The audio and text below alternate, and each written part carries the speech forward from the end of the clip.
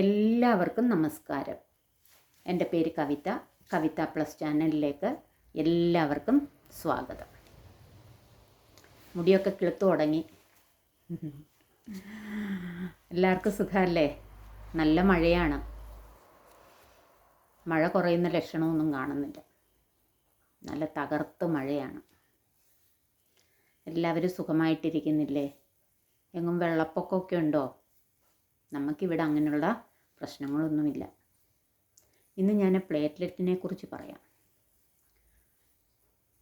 എൻ്റെ ക്യാൻസർ ആണെന്നറിഞ്ഞ സമയത്ത് എനിക്ക് പ്ലേറ്റ്ലെറ്റ് 20,000 ആയിരുന്നു. 1,50,000 മുതൽ 4 ലക്ഷം വരെ നോർമൽ റേഞ്ചാണ്. അന്ന് എനിക്ക് ഇതിനെക്കുറിച്ചൊന്നും അറിയില്ല. പിന്നെ എനിക്കൊരു ബോധമുള്ള സമയം തൊട്ടാണ് ഞാൻ ഓരോ കാര്യങ്ങളും പഠിച്ചു തുടങ്ങിയത്. അങ്ങനെയാണ് ഞാൻ പ്ലേറ്റ്ലെറ്റിനെ കുറിച്ച് പഠിച്ചത്. രക്തം കട്ടയാകാൻ സഹായിക്കുന്ന കോശങ്ങളാണ് പ്ലേറ്റ്ലെറ്റുകൾ. ഈ പ്ലേറ്റ്ലെറ്റുകൾ രക്താർബുദത്തിൽ മാത്രമല്ല, എല്ലാ ക്യാൻസറുകളിലും കീമോതെറാപ്പിയുടെ ഭാഗമായിട്ട് കുറയും.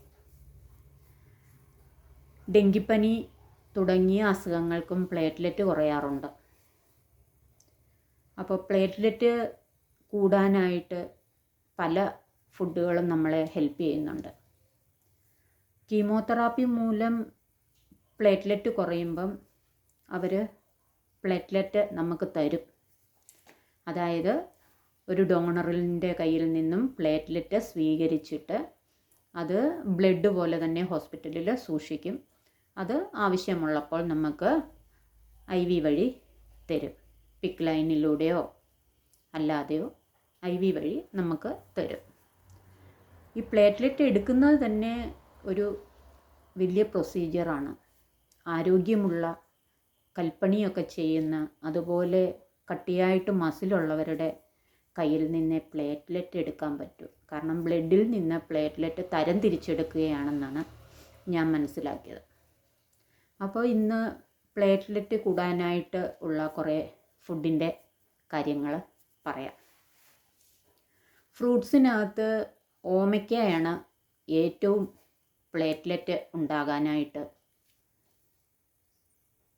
സഹായിക്കുന്നത്. പഴുത്ത ഓമയ്ക്ക പഴമായിട്ടും കഴിക്കാം, അതല്ലാതെ ഷെയ്ക്ക് അടിച്ചും കഴിക്കാം. പച്ച ഓമയ്ക്ക മഞ്ഞളും ഉപ്പും കൂടെ ഇട്ട് വേവിച്ച് പ്ലേറ്റ്ലെറ്റ് കുറയുമ്പോൾ ഞാൻ കഴിക്കുമായിരുന്നു. ഓമലിൻ്റെ ഇല, അതിൻ്റെ ജ്യൂസ് കഴിക്കാമെന്ന് പറയുന്നു. പക്ഷേ എനിക്കതിനെക്കുറിച്ച് അറിയത്തില്ല, ഞാൻ കഴിച്ചിട്ടില്ല. അതൊരു ഡോക്ടറിൻ്റെ നിർദ്ദേശപ്രകാരമല്ലാതെ അതൊന്നും ചെയ്യാൻ പാടില്ല. ഓമയ്ക്ക തോരനായിട്ടോ ഓമയ്ക്ക ഉപ്പേരിയായിട്ടോ ചുമന്ന മുളകും ചെറിയ ഉള്ളിയും കൂടെ ചതച്ച് ഓമയ്ക്ക പറ്റിച്ചെടുക്കണം. ഞാൻ മൂപ്പിച്ചെടുക്കത്തില്ല. എന്നിട്ട് പറ്റിച്ചെടുത്തിട്ട് പച്ച വെളിച്ചെണ്ണ ഒഴിച്ചു കഴിഞ്ഞാൽ നല്ലൊരു ഉപ്പേരിയാണ്. എരിശ്ശേരി വെക്കാം. പിന്നെ പഴുത്ത ഓമയ്ക്ക സ്ക്രബ് ചെയ്ത് പുട്ടിനകത്തും ഒക്കെ യൂസ് ചെയ്യാൻ നല്ല ടേസ്റ്റാണ്. പിന്നെ ഫ്രൂട്ട്സിനകത്ത് ഓറഞ്ച് പ്ലേറ്റ്ലെറ്റ് വർദ്ധിക്കാൻ നല്ലൊരു ഫ്രൂട്ടാണ്. കിവി, ഗുവ, പേരയ്ക്ക തുടങ്ങിയ ഫ്രൂട്ട്സ് എല്ലാം പ്ലേറ്റ്ലെറ്റ് വർദ്ധിക്കാൻ സഹായകമാണ്. വെജിറ്റബിൾസിനകത്ത് ബീട്രൂട്ട്, ക്യാരറ്റ് നല്ലതാണ്. ബ്ലഡ് വർദ്ധിക്കും, ഒപ്പം പ്ലേറ്റ്ലെറ്റും വർദ്ധിക്കും. തേന് നല്ലൊരു ഔഷധമാണ്. നമുക്ക് ഒരു ഇൻഫെക്ഷൻസും ഉണ്ടാവാതെ നമ്മളെ പ്രൊട്ടക്റ്റ് ചെയ്യുന്നു. ഈ കീമോതെറാപ്പിയൊക്കെ ചെയ്തിരിക്കുന്ന സമയത്ത് നമുക്ക് കൗണ്ടും കാര്യങ്ങളും ഒക്കെ കുറയുമ്പോൾ തേന് അല്പം ചൂടുവെള്ളത്തിൽ കഴിച്ചാൽ നമുക്ക് നല്ല ഇമ്മ്യൂണിറ്റി ഉണ്ടാകും. പിന്നെ അതുപോലെ ഒരു ഒരു പ്രധാന കാര്യമാണ് പ്രോട്ടീൻ. ഈ പ്ലേറ്റ്ലെറ്റ് കോശങ്ങൾ ഉണ്ടാവാൻ പ്രോട്ടീനുള്ള ഫുഡ് കഴിക്കണം.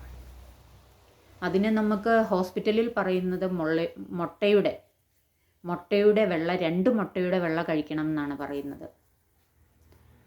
കപ്പലണ്ടി കുതിർത്തത്, അങ്ങനെ പ്രോട്ടീനുള്ള ഫുഡെല്ലാം കഴിക്കാം.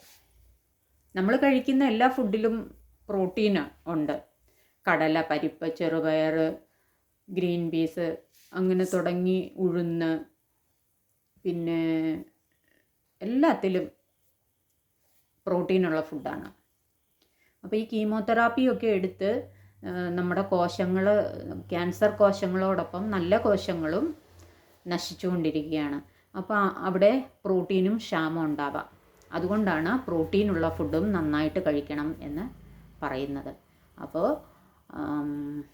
ഒരു കീമോതെറാപ്പി സമയത്ത് നമുക്ക് പ്ലേറ്റ്ലെറ്റ് കുറയുമ്പം ഇങ്ങനെയുള്ള ഫുഡുകൾ കഴിച്ചാൽ ഓമയ്ക്ക, ഓറഞ്ച്, പേരയ്ക്ക, അതുപോലെ ബീട്രൂട്ട്, ക്യാരറ്റ്. ബീട്രൂട്ടും ക്യാരറ്റും ഒക്കെ ശരിക്കും പറഞ്ഞാൽ ഈ ഒത്തിരി വിഷമടിച്ച് വരുന്നതാണെന്നാണ് പറയുന്നത്. ഓർഗാനിക് അല്ലെന്നാണ് പറയുന്നത്. അതുകൊണ്ട് അതൊക്കെ വേവിച്ച് മാത്രമേ കഴിക്കാവൂ. അപ്പോൾ അങ്ങനെയുള്ള കാര്യങ്ങൾ നമുക്ക് ശ്രദ്ധിച്ചു കഴിഞ്ഞാൽ നമുക്ക് പ്ലേറ്റ്ലെറ്റ് വർദ്ധിക്കും. പിന്നെ തീരെ പ്ലേറ്റ്ലെറ്റ് ഇല്ലെങ്കിൽ പ്ലേറ്റ്ലെറ്റ് തന്നെ കയറ്റണം. എൻ്റെ അറിവിലുള്ള കുറച്ച് കാര്യങ്ങളാണ്. ഇഷ്ടപ്പെട്ടെങ്കിൽ ഷെയർ ചെയ്യുക, സബ്സ്ക്രൈബ് ചെയ്യുക. ഓക്കേ, നമസ്കാരം.